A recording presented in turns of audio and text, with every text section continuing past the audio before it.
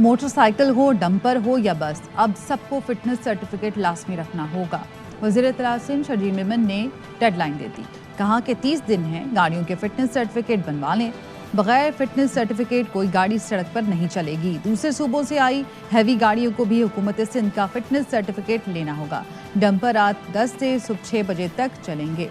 बगैर लाइसेंस वालों के खिलाफ भी सख्त कार्रवाई होगी।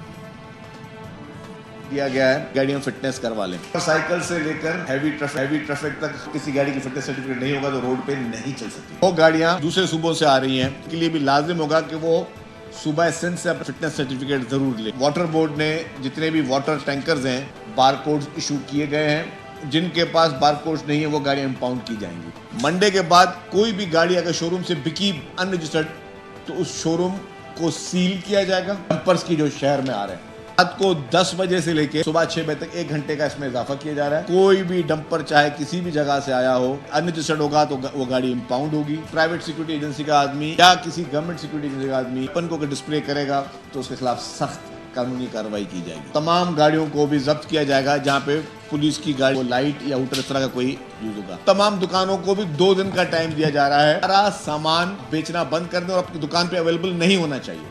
बगैर लाइसेंस के कोई भी शख्स गाड़ी चलाएगा तो वो गिरफ्तार होगा।